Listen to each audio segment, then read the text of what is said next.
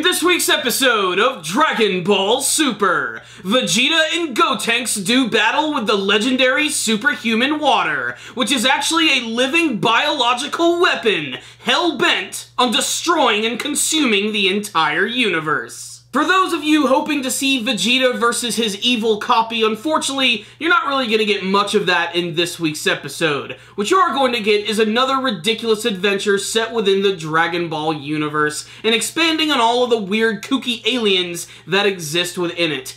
Case in point, the legendary superhuman water, which isn't even superhuman water at all. It's a living biological weapon originally created by the inhabitants of planet Potafu. This weapon was a contingency plan against any threat to the planet. Eventually, though, this weapon got out of control and ended up consuming everything in its wake. You see, this weird gooey substance known as Kami-san is actually used to absorb its foes, get rid of the original copies, and replace them with clones of its own. And they're supposed to be really powerful, taking on all of their abilities, as well as some small parts of their actual personality, which you'll definitely be able to see in this episode, which, believe it or not, actually has some pretty cool twists and turns. It seems whoever obtains the power of the Kami-san is sort of like the default leader, and it seems like the copy of Grill was going to be the main villain of this arc. However, since it does copy your personalities, we all know that Vegeta does not like to be bullied or told what to do. Thus, eventually, the copy Vegeta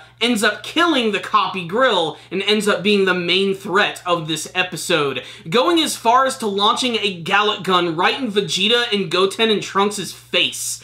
Now, this scene, while it is really cool and a great demonstration of the pure and raw destruction that is the Gallic gun, why didn't he just blast it right at Vegeta, Goten, and Trunks right there and just finish them off in one big flashy attack?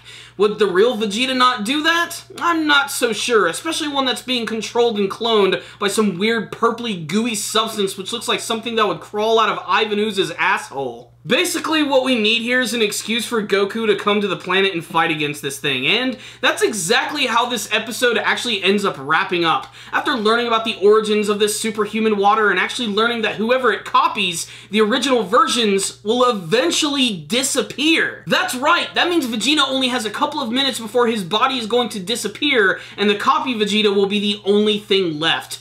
The way that they actually disappear is frankly kind of silly. It kind of reminds me of that scene in Back to the Future where Marty is looking at the picture of his family and himself, and if he doesn't fix the timeline, their bodies just simply start to turn into nothing. And that's exactly what's happening to Vegeta. They say they only have like 3 to 5 minutes before that's going to happen, but 5 minutes in the Dragon Ball universe could be like 5 episodes. So it's really hard to tell how this time is going to work, especially because at the end of the episode, we do get to see that Goku makes his way to the planet via instant transmission. He's been training at King Kai's planet, so he's ready for a good fight. And what a better way to warm up and show off his new abilities than fighting against Vegeta, a form of Vegeta that he won't have a problem killing, which means we might actually have an opportunity to see Goku go completely all out and use some cool techniques. This way we kind of get to see a battle to the death with Vegeta without actually killing Vegeta, but there are stakes here. Vegeta might lose his life, but come on guys, it's not gonna happen. There's no way. This is just a nice little side story before we get to the next big arc of the series, which is supposed to involve future Trunks, and frankly, at this point, I'm kind of ready to get there.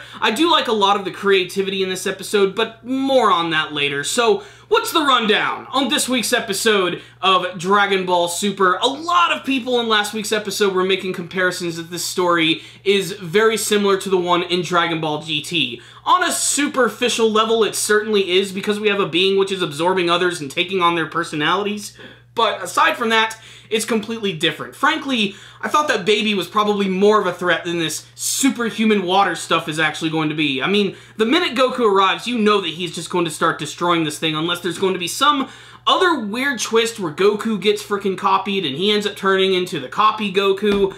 I really don't know. That being said, though, I still like how this arc is just being so weird. Like, I love the whole backstory of Potage and his group of friends who created this biological weapon. It doesn't explain why Potage himself is just such a weird, happy-go-lucky character. You think he'd be more depressed about his current situation and having to protect this biological weapon, but no, it's not going to stop him from making a lot of goofy poses and being obsessed with martial arts.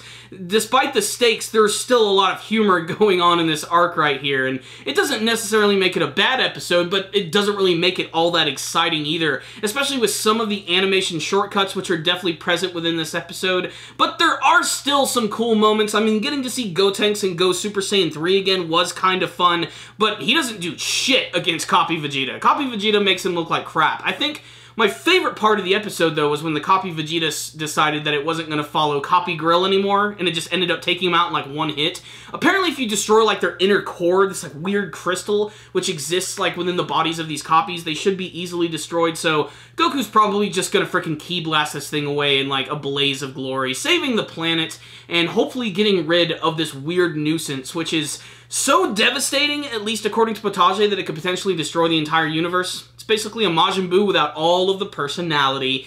That being said, this is still an okay episode. It's a nice little road stop before we get to the next big adventure in Dragon Ball Super. Not a terrible episode, not a great episode, just kind of in the middle. It's an average one, so I'm going to give this one right here a 3 out of 5. Check it out, Dragon Ball Super fans. You might see something you like, you might see something you don't like. But if you'd like to tell me what you thought about this week's episode, please tell me in the comments section below. What do you want to see in the next big battle between Vegeta, that's Copy Vegeta, and Goku? What do you want to see from the rest of this Planet Patafu arc? And hopefully, what do you want to see in the future of Dragon Ball Super? Please tell me in the comments section below. You guys are awesome. Thank you for watching this review. I really appreciate it. Can't thank you enough. If you would like to help support the channel, perhaps you should subscribe. That way you'll be able to see all of our latest anime and manga reviews, our weekly podcast show. You can also like this video. Make sure to share it with all of your buds as well. Thank you guys again for watching. And as always, stay dandy, baby.